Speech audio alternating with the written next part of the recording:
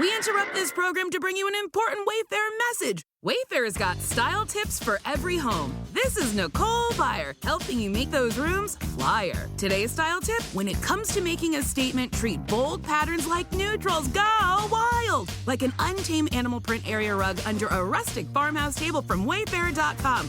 Ooh, fierce! This has been your Wayfair style tip to keep those interiors superior. Wayfair, every style, every home. This is Prop Points on VSiN, the Sports Betting Network.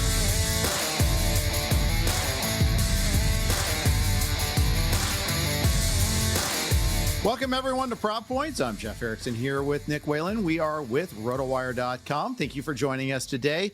We're going to talk a lot of hoops again today. Big day in the NBA yesterday. Two awesome game ones. Both Knicks Celtics as well as Golden State versus not Golden State, excuse me, Oklahoma City versus Denver. Denver with the smash and grab win. We'll recap those games. We'll break down Golden State, Minnesota, Indy, Cleveland tonight. Nick's favorite props for that. The NHL will have a little betting preview. AJ Scholz is going to join us on the progressive guest line, and then we're going to finish with a little baseball talk, kind of spanning the globe again today. Quick news note before we get into breaking down the NBA. The Preakness will not be featuring Sovereignty, the winner of the Kentucky Derby. So once again, no Triple Crown winner. Kind of a tough break for horse racing there, because that was a good Kentucky Derby there too. Had fun breaking that down last week, and no, we won't get that at all. So there you go. We'll still break down the Preakness when in a couple of weeks. But for now, let's talk a little NBA. Nick, game one, Boston, New York. Boston had a big lead in the second half. Knicks went on an epic run in about 14 minutes, scored 40 points, got it to overtime. Should have won in regulation. That shot should have gone down, I think. And then in overtime, they get the win. Pretty impressive stuff. Really, really impressive. Really impressive by the Knicks. Obviously, there are some reasons that we will point to for why this collapsed and why this game overall came to be for the Boston Celtics. But I think everybody, myself included, was off the Knicks, at least in game one. You know, I thought they would take maybe a game in this series. And I do still think the Celtics have a very good chance to retake control of the series in game two. You know, I think the shooting does come around. And look, I will say right off the bat, if you're still supporting the Celtics, you know, maybe now is the time to jump in. Celtics in 5 plus 255. Wouldn't shock me, you know, if Boston is able to kind of hit the gas the rest of this series. But this was exactly what the Knicks had to do in game one. And, you know, it didn't look like it was going to happen. Like you said, this was a 20-point game at almost the exact midway point of the third quarter. You know, Celtics led by 16 at the half. They pushed that lead up to 20. And then we saw OG Anunoby, Josh Hart, and Anunoby again hit 3 consecutive threes for the Knicks. And that's really what sparked that second half run. I mean, even Jalen Brunson was on the bench for a decent amount of that. It was not a great Karl Anthony Towns night by any means. He was in early foul trouble, 3 in the first half, really wasn't effective for most of the second. So it was the role players stepping up for the New York Knicks. Even Mikal Bridges, you know, you look at the final line, 8 points on 3 of 13. Guy played 51 minutes, played excellent defense. He was a big part of the reason the Celtics struggled so much from 3-point range, and then came up with the biggest play of the game on that final possession, just ripping the ball away from Jaylen Brown. Now, if I'm Boston, I'm not panicking, Jeff. A lot went wrong in game one. Not only did your starting center end up being sick and did not play whatsoever in the second half, but you had, in terms of volume, your worst 3-point shooting game of the entire season. The Celtics have had 3 or 4 games where they've shot a worse percentage, but they've taken like 35 to 45 threes in those games. They took 60 threes last night. 60 of their 97 field goal attempts came from beyond the arc. 15 of 60 as a team. Jason Tatum, 4 of 15. Jaylen Brown, 1 of 10. Derek White, 5 of 16. Felt like every single one of those was wide open. So I think if you're Boston, you're happy with the shot quality. You've gone through these swings before. You know, when you play the math the way that the Celtics do, you have to live with these outlier results every now and then. And it feels like more often than not, you know, the outlier tends to be more positive for Boston, where they'll have a 22-23 made 3-pointer game instead of hitting 15 of 60. But man, good on the New York Knicks to take advantage of this game, because when your opponent goes 15 of 60, you absolutely have to win that game. Yeah, absolutely. You know, not everything went right for the Knicks, though, too. Like, they were 17 of 31 right from the free throw line. They're doing the Hack'em Mitchell Robinson method there for the Celtics. He is 3 of 10 personally. Yeah. Mikal Bridges had a really poor offensive game. Obviously, had some big stops late that you know, really kicked in late, but 3 of 13 from the field for him. And even Towns was only 6 of 13. So more things could have still gone right for the Knicks, too. It's kind of interesting. They didn't necessarily get their best game. No, that's right. That's right. And I think you could look at that two ways, right? Like where if you're Boston, you're saying, okay, we shot the ball essentially as badly as we possibly could have. Really nobody, I would say, in that starting lineup had an above average game offensively. Maybe Drew Holiday giving you 16 points, but still needed 14 shots to get there. And you're saying, okay, we went 15 of 60 from beyond the arc. We turned it over 13 times, and the Knicks still needed overtime to beat us. So I think that's kind of what you're leaning on if you're the Boston Celtics. But like you said, it's not like this was some miraculous offensive game from the Knicks. Jalen Brunson got to 29 points, but 9 of 23 from the field. I think you would expect better of him going forward. I think that the one outlier number for the Knicks was the 3-point shooting. And obviously that was the big advantage. They only took 37, a little over half of what the Boston Celtics put up. And they hit 17 of them. I mean, they shot 46% from beyond the arc. So that probably regresses in game 2. And that's certainly reflected in the game 2 line tomorrow night. Celtics, a 10.5 point home favorite. Yeah, absolutely. I was just taking a look at that there. The money line minus 500. You're not getting any sort of value there. No panicking from the betting market. That's for sure on that one there. And that's been true with all three teams. We'll talk a little bit about OKC and Denver in a second, but all three teams that lost in the first round were home favorites, all off more rest. Yep. And the betting market's only doubled down, essentially. Maybe not fully doubled down because it's been a point or two in the line movement there. But I've been surprised to see right. that obviously there's things have changed in Indy Cleveland there that have changed the line. But initially, that Indy Cleveland line was much higher than it was in game 1, too. Yeah, you're right about that. And, it's down to 7.5 now. And we'll talk about that momentarily as far as some of the injuries on the Cavs side of things. I believe they closed 7.5, 8, depending on where you look for game 1. So we're kind of back to square one there, despite Mobley, Hunter, and Garland all sitting as questionable right now. I would say this, Jeff, all those home favorites lost in game 1, like you mentioned. I think, to me, the Celtics are still in the best position of those three. I would say I'm the least concerned about the Boston Celtics going forward. I think there are some very obvious things that went wrong. There are some very obvious fixes. They have the pedigree. They won the championship last year. They're not going to panic. I think I'm most concerned about the Cavaliers, due in part to the injuries, due in part to the fact that if you look at the numbers since the All-Star break, the Pacers and the Cavs are basically even teams. They have almost the exact same net rating. Indy's been a little bit better offensively. Cleveland's been a little bit better defensively, but it comes out about the same. And, I still think OKC has the advantage against Denver. They're 11-point favorites in game 2. They're still big favorites on the series line. But look, I know it's close, Jeff. I know everybody has an opinion on the MVP. The Nuggets have the best player in the series. And anytime you have the best player in a series, you're going to have a chance. Absolutely. We'll talk more about Nuggets and OKC, but first, are you still using your buddy's gut instinct as your betting strategy? Come on, you deserve better. RotoWire has the real tools the pros use: rankings, projections, updates, and data that doesn't sleep. Whether you're making picks, setting your fantasy lineup, or placing bets, our award-winning insights give you the edge you need. Get started today by heading over to RotoWire.com and entering Roto15 at checkout for 15% off any RotoWire product. All right, the ultimate smash and grab game was Denver OKC. OKC with a big lead into the second half. Denver comes on a wild comeback in the fourth quarter, and all the end game strategy goes their way as well, including Chet Holmgren missing those 2 free throws late in the game there. Just a lot of interesting, fascinating insights in this game.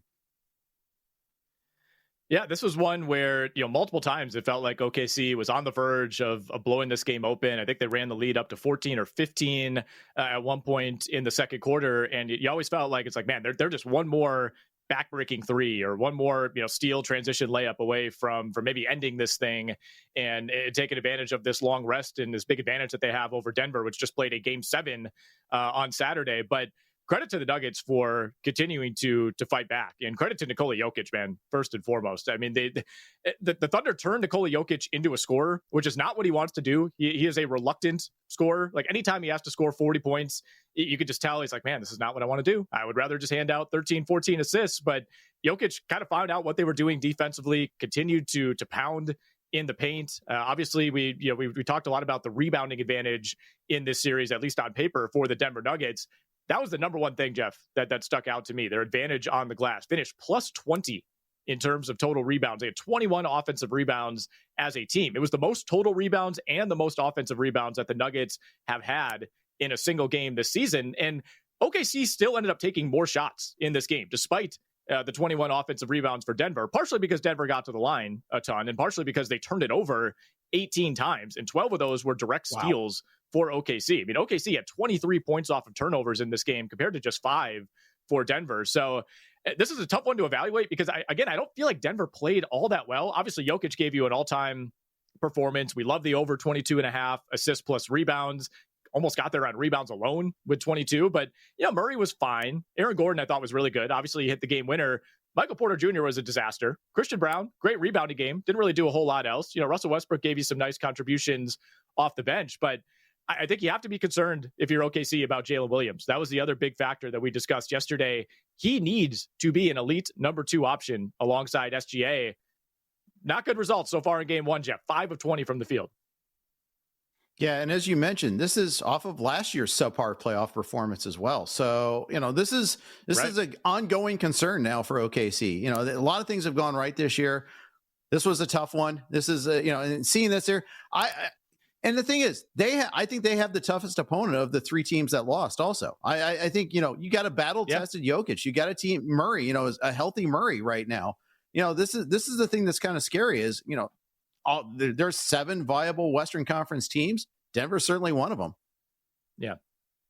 No, for sure. I still think Boston's probably the best team remaining, but in terms of the West, I mean, anytime you're going up against Nikola Jokic, it's going to be a challenge. I don't care how well his teammates are playing around him. It's just such a unique thing to have to scheme for. And, I thought OKC, they did a decent job contesting Jokic, especially early on. It felt like he was missing a lot around the rim, but he was just getting his own rebound, tipping it back in, generating extra possessions. But 23 of his 29 field goal attempts came in the paint. They were not able to bait Nikola Jokic into jacking up a bunch of threes. Like, these were all quality looks. And, in theory, the Thunder have these 2 big men to throw at Nikola Jokic. Chet Holmgren can't guard him. Chet Holmgren has given up 100 plus pounds to Nikola Jokic. Like, that is just not going to work.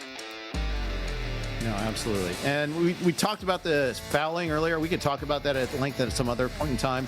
But we're going to start previewing the 2 games tonight. When we come back, you listen to Prop Points.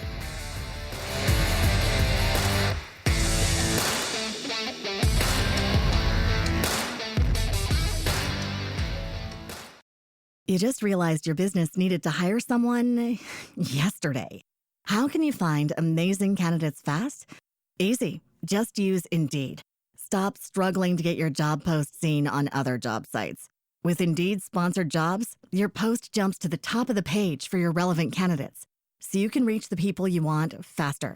According to Indeed data, sponsored jobs posted directly on Indeed have 45% more applications than non-sponsored jobs. Don't wait any longer. Speed up your hiring right now with Indeed. And listeners of this show will get a $75 sponsored job credit to get your jobs more visibility at Indeed.com/PODKATZ13. Just go to Indeed.com/PODKATZ13 right now and support our show by saying you heard about Indeed on this podcast. Terms and conditions apply. Hiring? Indeed is all you need.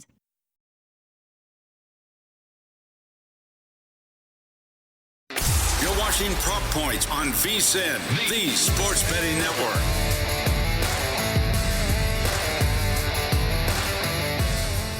Back here on Prop Points, we got 2 NBA playoff games again tonight.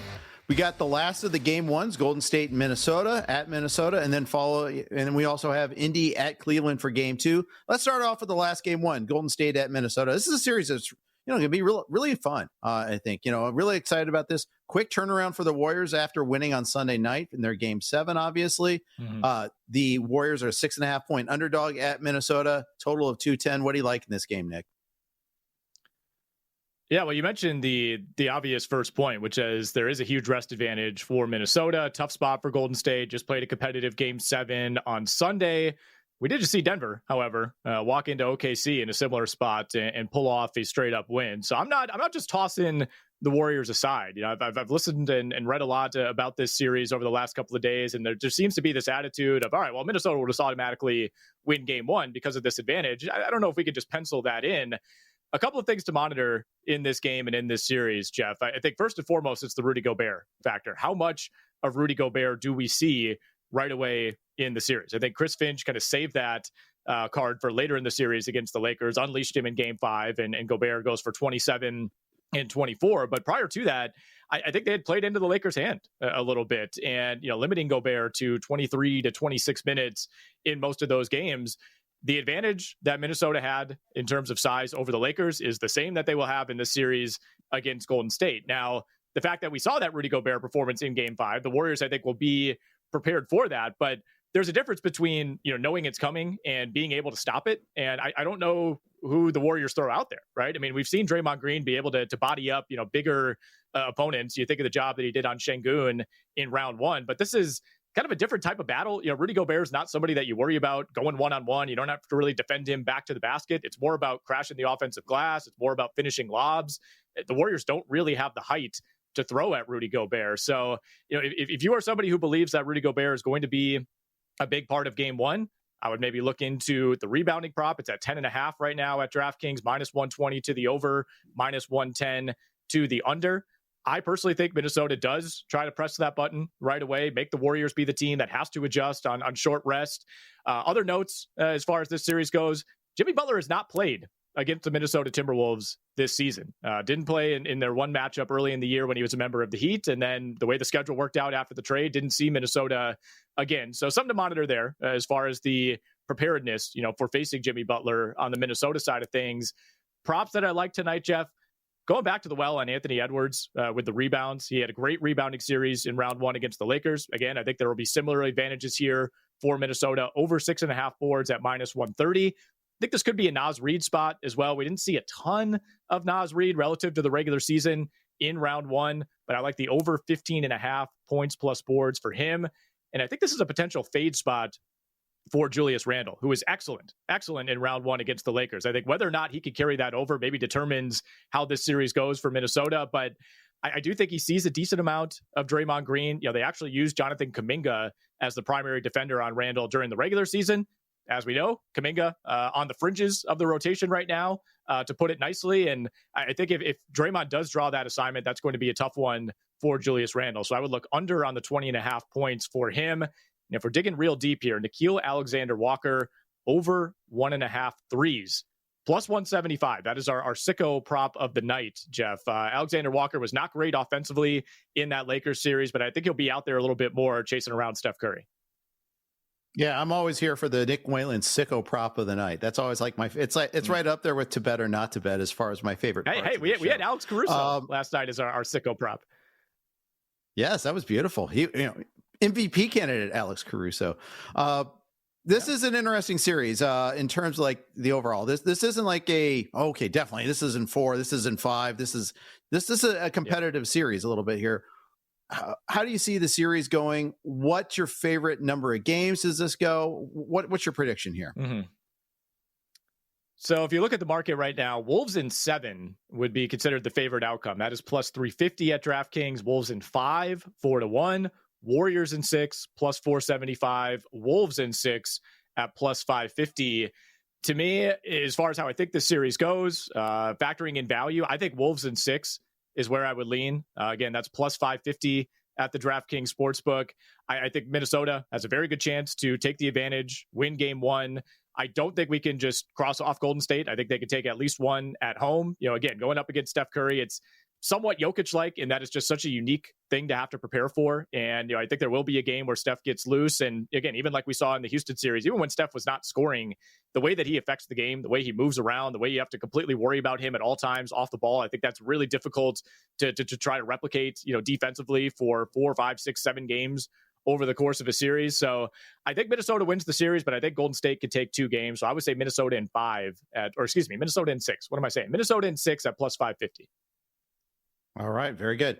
We're going to talk Indy Cleveland. That's tonight, Game 2. But before that, I got to tell you about ProfitX. ProfitX is offering the best odds all baseball season long.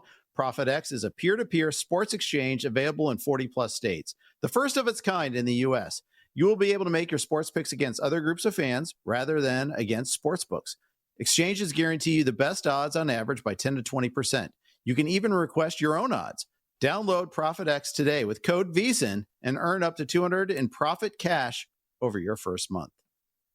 Indy, Cleveland, injuries are the story in this game on the Cleveland side.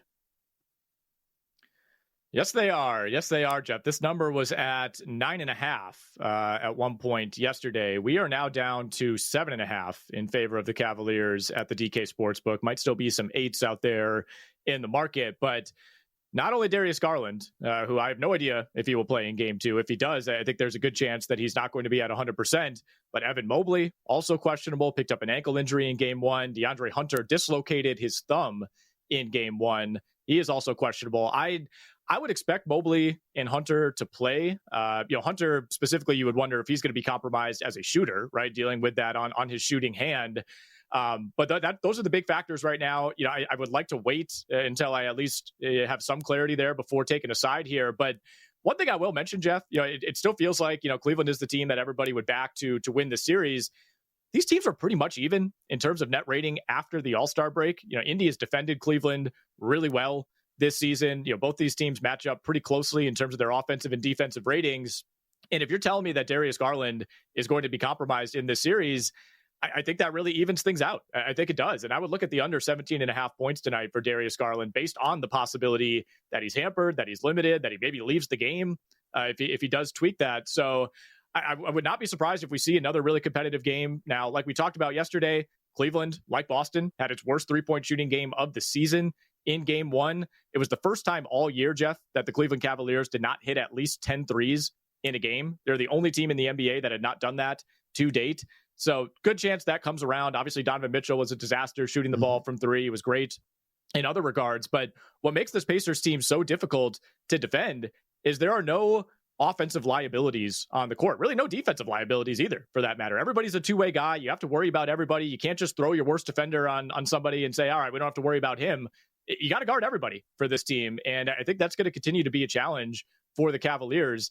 As far as some props that I like tonight, Jeff, going back to the well on Andrew Nembhard, who, by the way, is now the all-time NBA leader in playoff three-point percentage, a guy who shot under 30% from 3 during the regular season. He is a career 51% shooter from 3 in the playoffs. I like him over 12.5 points. If you're a little bit skittish on the points, don't mind the over 4.5 assists either. And then I would look at Max Strus over 2.5 threes for the Cavaliers. I think especially if Garland is back on the court, that brings more of a threat in terms of playmaking compared to Sam Merrill, who they started in game 1. I think we see Max Strus get loose, generate some good looks, over 2.5 threes for him.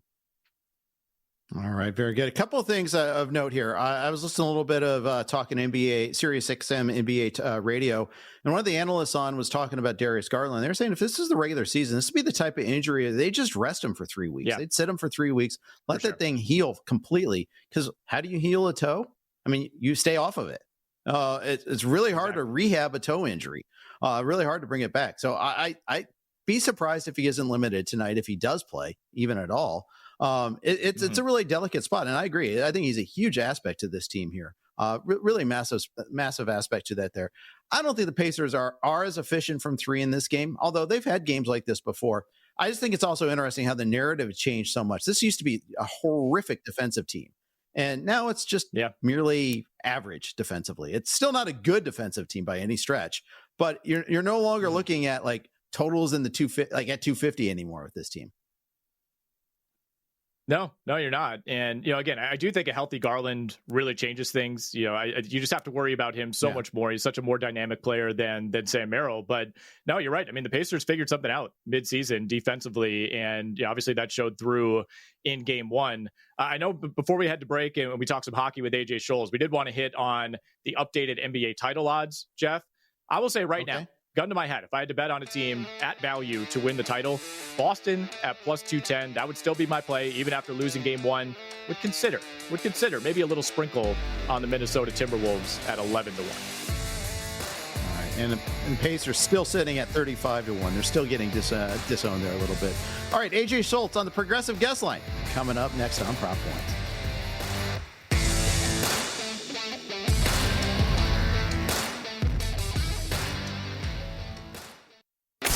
Watching Prop Points on VSiN, the sports betting network.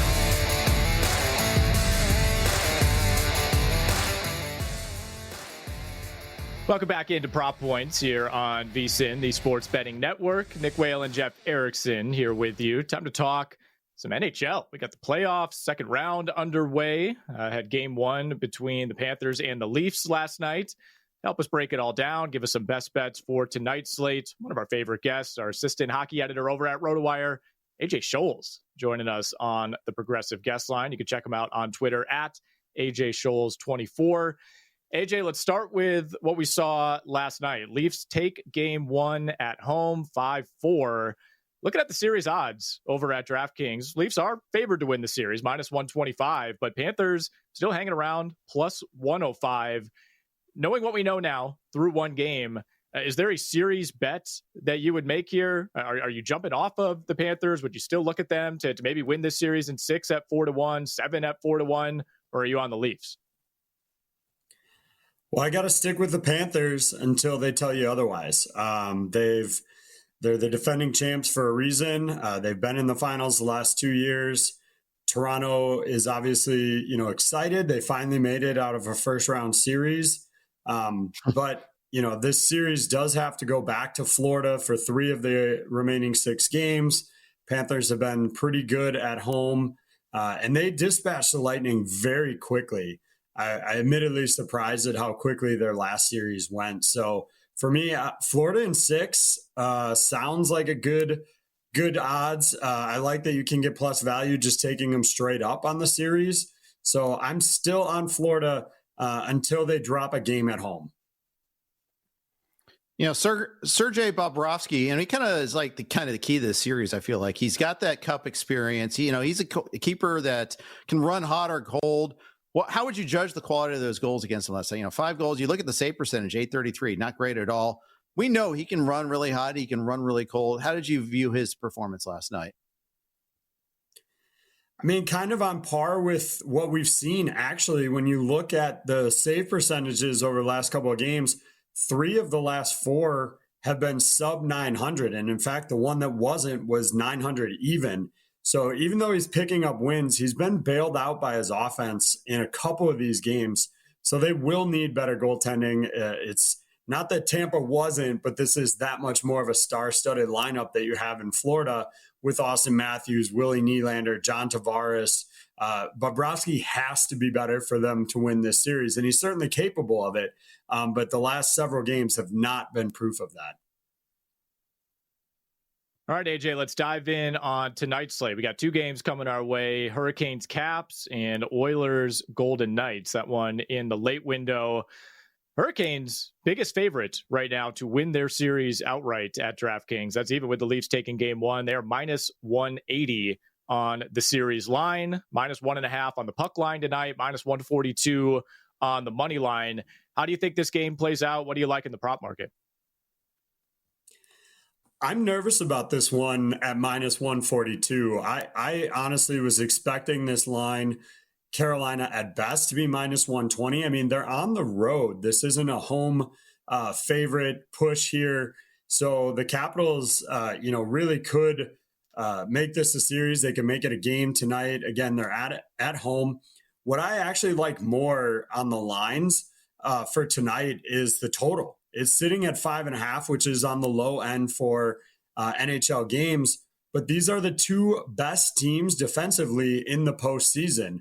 The Carolina Hurricanes have allowed just 2.2 goals per game through the postseason, and the Capitals are right there at 2.4. So I don't think we'll see a ton of goals, and it's just going to be a matter of who stars show up.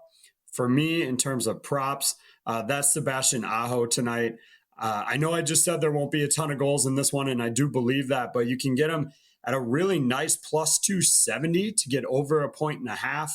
He's done that in each of the last 3 games. I don't see any reason to bet against him at this point. You can give up some juice. It's around minus 180, I think, for just over 1 for just 1 point rather. But I don't mind going all the way to 2 for almost 3-1 odds.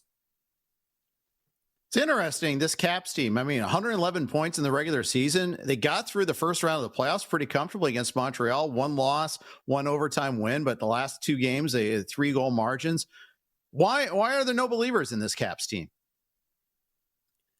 I think it's just the fact that they faced a really underwhelming Montreal team. When you look at those lineups on paper, stack them up against each other, I don't know that anybody was picking Montreal. And so I think now we're seeing, what people really think of this team. So everybody's kind of discrediting that 4-1 series win and focusing on these two teams matching up. They've got great goaltending. They've got obviously star power in terms of Alexander Ovechkin. But I think a lot of people think Carolina's deeper. And I would agree with that. They're probably a deeper built team, better third line, better fourth line. But I think it's going to be much more evenly matched, especially tonight, than the odds are giving Washington credit for. Talk about the late game Oilers Golden Knights in a moment. But first, do you want to know where the money is really going? Unlike other sources, our betting splits over at VSiN.com come straight from Circa and the DraftKings Sportsbooks, giving you insight into where the sharp action is landing. Circa is known for taking big bets from professional bettors, while DraftKings provides a broader market perspective. That means you're getting the real action, not just public money, but the kind of wagers that move lines. See the percentage of bets versus percentage of handle on every game across every major sport, helping you make smarter, more informed bets. You can get VSiN's exclusive betting splits right now for as little as $9.99 for your first month. Go check it out over at VSiN.com/subscribe. That's VSiN.com/subscribe. Talk with AJ Scholz, our assistant hockey editor over at RotoWire.com, joins us on the Progressive guest line. AJ, let's go to the late game tonight. Oilers, Knights, game one. I know you have a couple props that you're looking at in this game. We have a slightly elevated total at 6.5. Well, I think goals will definitely be coming. Whether it gets over that 6.5, I'm not totally certain, but the goaltending for Edmonton has been bad. Even when you consider they made the change, everybody's been talking about, Calvin Pickard, 4 straight wins, comes in. Well, he's given up 3 or more goals in 3 of those 4 starts for him. So it's not like he's, coming in and pitching shutouts constantly. His numbers aren't the greatest either. So I do like a lot of goals in this one. And so for me, I start with Tomas Hertl as an anytime goal scorer for the Vegas Golden Knights. Comes in at plus 185. I think he'll find the back of the net. They've spread things out. There's no one player on this Vegas team that has a ton of goals, but Hertl's got 3 of them through the opening series, and I think tonight's a good opportunity for another one. On the other side, Evan Bouchard, the defenseman for Edmonton, has been getting a lot of credit for what he's been doing offensively, and while it's well-deserved, I think his shot total is a little too high. He had one game where he had 9 shots. Other than that, it's been much more subdued through the first round series. So I think 2.5 is a little too high. I like the under on that one. Comes in right about minus 110. Yeah, and that kind of raises the question, who else is going to step up for this Oilers team? You've got Draisaitl and McDavid, right? And you know that they're going to get theirs, but can they get that third guy to step up, whether it's Bouchard, who's actually contributed a lot from the blue line, or like Nugent Hopkins or anything like that? They don't have like that third scorer this year.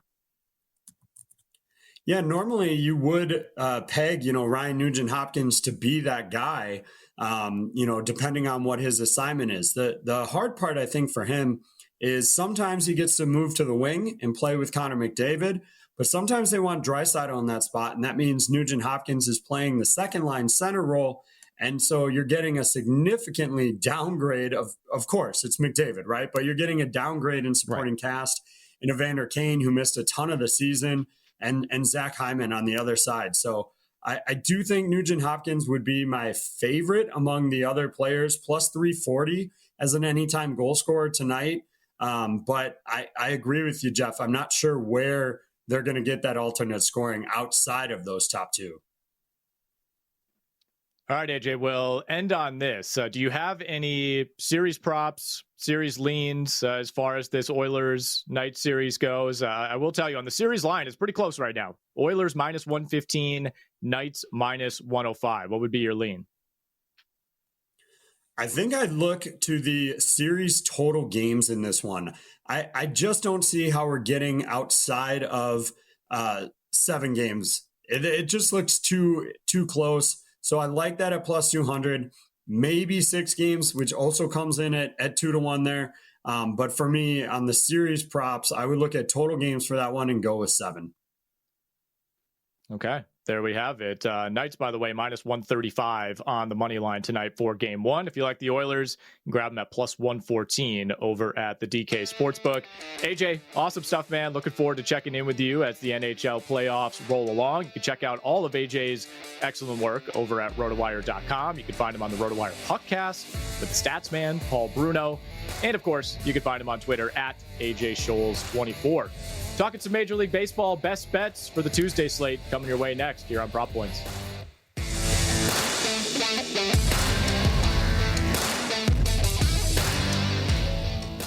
This is your before and after story. Instead of imagining a rewarding career in medical imaging, Southeastern College can actually take you there. Prepare for a career in ultrasound, radiology, and X-ray technology. With hands-on specialized training, simulations, and real-life experience with the latest imaging technology, you'll be ready to play a vital role on any healthcare team. Transform your life by helping others. Southeastern College. Your future is bright. Visit scc.edu to get started.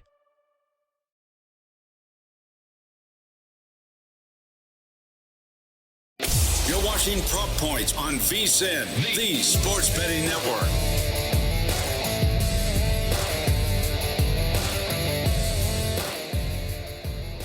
Welcome back into Prop Points here on VSiN. Nick Whalen, Jeff Erickson closing out the show with some Major League Baseball bets for this packed Tuesday slate. 16 games, Jeff, with a makeup between the Guardians and the Nats. They were rained out yesterday, so that is our lone game in the afternoon window. And we'll, of course, have a nightcap as well, but all 30 teams in action tonight. We'll give you our best bets. We'll give you our G-Bank best bets of the night to finish out as well. Let's start with Dodgers-Marlins, Jeff. This is Tony Gonsolin going up against Cal Quantrill. Marlins, unsurprisingly, have fallen on hard times. They've lost 8 of their last 9, lost game 1 of this series last night, 7-4. Do have some injury concerns on the Dodgers side of things. Most of their injuries been concentrated with the pitching staff this year, but Teoscar Hernandez exited early last night. Certainly would not expect him to be out there tonight. What are you looking for in this game, Jeff, with the Dodgers as a huge favorite, minus 278 on the money line? Yeah, massive gulf in the pitching matchup once again. Gonsolin was the subject of some bidding wars in high-stakes fantasy leagues, most notably the NFBC, where he was going for over 10% of people's free agent budgets in a lot of leagues. So something to watch up. They had this matchup last week, same matchup last week. Dodgers won that game 12-7. Cal Quantrill, just been awful lately. ERA over 8. He's really struggled against the Dodgers and not just this game last week, but also in his career. I mean, some of that's owing to the fact that he played his wares in Coors Field. He was a former Rocky, but he's always struggled against the Dodgers. He did so last week. Dodgers are the best team in baseball against right-handed pitching. 353 WOBA, which is against right-handed pitching. As you noted in our outline, these are 2 of the biggest over teams in baseball also. So let's just go along with that there. I'm going to go with the team total first. Dodgers over 6.5. I know it's a big number, but it's at plus 110. I think they get to Quantrill again. I think they score 7 or more runs. And I also like the over in this game too. Over 9.5. That one's at minus 118. That's why I like the team total aspect a little bit better than the overall total. Yeah, well, Dodgers went over that team total last night. Certainly don't mind that. Marlins number 1 in baseball, by the way, in terms of going over. 68% to the over so far this season, 23-11. Let's move on to the Phillies and the Rays. Zach Wheeler going up against Drew Rasmussen, pair of right-handers on the hill. Wheeler's been great so far, Jeff, but it's also been kind of a strange season. He's made, 7 starts now and has allowed exactly 1 home run. No more, no less in all 7 starts. Yep, exactly. It's an odd stat line, probably not sustainable, but nonetheless, yeah, it's one of those things you see. Overall, though, still 3.48 ERA, but a 1.00 WHIP. You look at his ERA estimators; they all suggest that he should be a little bit better. Strikeout rate is still through the roof, 32.8%. It's actually higher than it's been in previous years. Walk rate is actually lower, so he's been a really good pitcher. Maybe getting too much of the strike zone, who knows? But I think I kind of like some of his props. I also am a little worried about Rasmussen, today. But first of all, he rarely goes more than 5 innings, only gone more than 5 innings once in his 6 starts. Philly also doesn't strike out against right-handed pitching. 18.8 K percentage against righties. So let's play the under on the Rasmussen K prop. It's at 5.5 Ks. I'm going to go under It's minus 155. It's kind of a heavy price to pay. If you want to play some alternate lines, I wouldn't blame you on that. And then, the question is like Steinbrenner Field. I'm still not quite sure what to make out of this field, make out of this Rays team for that matter too. Usually you need a season or two for stabilization when it comes to ballpark factors. And we haven't had a whole lot of warm weather yet. And we're going to get that tonight. 86-degree temperatures in this game. Ball might fly a little bit more. That's why I'm trying to stay away from like totals and things of that nature. Not quite sure what to make out of that. All right, Padres-Yankees, maybe the most entertaining series that we have going right now, Jeff. Yankees minus 115 on the money line tonight. Michael King going up against Clark Schmidt. Now, Padres took game one, 4-3 last night. Aaron Judge, by the way, 0 for 3 at the dish, now hitting just a brutal 414 on the year. But before you give your best bet for this game, Jeff, Devin Williams, another disastrous appearance. Lost his closer job. They threw him back out there last night. I mean, what is going on here? Yeah, and he was missing with this location. Walked two guys, left with the bases loaded. Luke Weaver couldn't close the door on that. And the thing is, both those guys were used last night, so that might make the bullpen a little bit more vulnerable tonight. It was a weird game yesterday, too. Remember, we had a lot of rain in the forecast. It was a delayed start. There was a rain delay in the middle of the game. It's kind of a funky game there a little bit there. This is an interesting pitching matchup. I think the pitching matchup severely favors the Padres. I know Michael King has had a little bit of luck in terms of BABIP at 258 and his home run to fly ball rate 7.1%. But 209 ERA, 29.5 K percentage. Love seeing that. It's his former team. I'm going to just go on the side of the pitching matchup. The Yankees with Clark Schmidt. He was scratched on Saturday. He's had numerous health issues. I want to say not arm issues. He did have a shoulder issue earlier on, but he was also scratched with a side issue in his start on Saturday. MRI came clean. I don't trust Schmidt, and I also don't trust this bullpen now that it's a little worn down from yesterday. So I'm going to back the better pitcher and go with the money line on the Padres at plus 105. All right. San Diego, by the way, 22-12 against the run line this season. That is the best mark in baseball. They're plus 1.5 on that run line tonight. The Cincinnati Reds on the road at the Atlanta Braves. Braves big favorites on the money line, minus 225. Andrew Abbott going up against Chris Sale. Jeff, I know you're looking at the total in this game, which sits at 8.5. Yeah, and it's almost all because I don't think the Reds are going to score again. We talked a little bit yesterday how the Reds' road stats were inflated because of some of the opponents they faced, and that unfortunately came to fruition last night. A.J. Smith-Shawver took a no-hitter into the 8th inning against him. Now they get to face Chris Sale. Chris Sale has not been great this year. He did finally get that first win. He's kind of coming back around, though, and I think you're going to see a better start out of Sale tonight again. So the total in this game started at 8. It's now up to 8.5. I think I'll go the other way, and I'll bet the under on this one at minus 118. I don't really particularly love Andrew Abbott, but I don't think the Braves are going to score 7 runs on this one here. So we'll say they win 6-2. They get there, and we'll get the under there at under 8.5. Couple more games to get to before we hand out our G-Bank best bets of the night. In the NL Central, Pirates at the Cardinals. Paul Skeens on the hill going up against Matthew Liberatore for St. Louis. Now, last time we saw Paul Skeens, Jeff, he was giving up 3 homers, only had 2 strikeouts in that loss to the Chicago Cubs. His strikeout prop tonight down at 5.5. It is minus 140 to the over. Is that something you're looking at, or are you sniffing around some Liberatore props? Oh, I kind of like that. I hadn't seen that one there, but that is pretty low for Skeens. I get it that it was so low last time, but that was also a Cubs thing. Cubs are one of the tougher teams in baseball to strike out. They got 3 solo homers and 2 Ks against him, so more homers than Ks. You always got to like that if you're a Cubs fan. But the Cubs have maybe the best offense in baseball right now, so I'm willing to kind of write this off. The game before, Skeens shut down the Dodgers. I think that just shows how good he can be. I know the Pirates are tough, so I don't really want to bet the side. Their offense is so tough. In fact, I want to bet against the Pirates offense.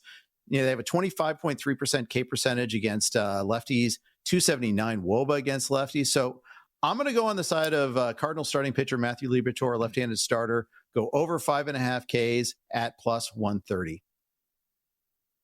All right, real quickly, Jeff, last one. Giants Cubs. Justin Verlander going up against Colin Ray. You just said it. Cubs might be the best offense in baseball right now. I know you're looking at the team total. Yeah, Justin Verlander's had 3 decent starts in a row, but they're against the Angels, Rangers, and Rockies. 3 of the worst offenses in baseball. I think this was a case where you have to kind of pick your spots with Verlander. This is not a good spot. I'll go over 4.5 runs on the Cubs team total at plus 105.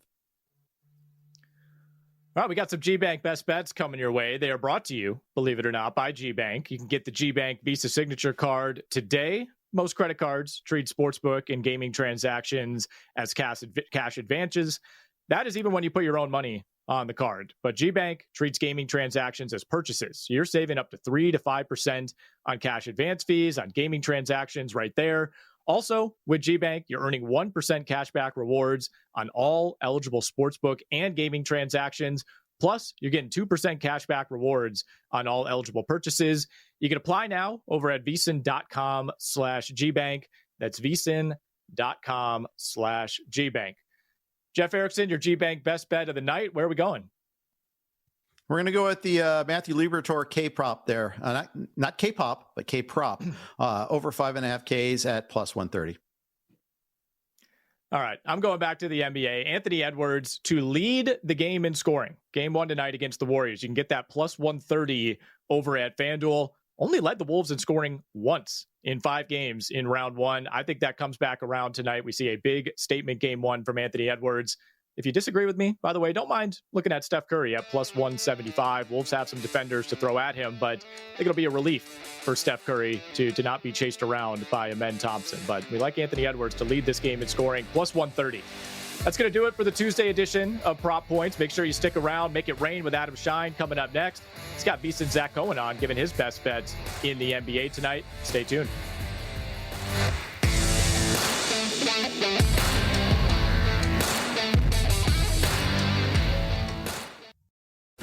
If you work in quality control at a candy factory, you know strict safety regulations come with the job.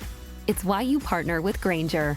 Grainger helps you find the high quality and compliant products your business needs to inspect, detect, and help correct issues. And the sweetest part is, everyone gets a product that's as safe to eat as it is delicious. Call 1-800-GRAINGER, click Grainger.com, or just stop by. Grainger, for the ones who get it done.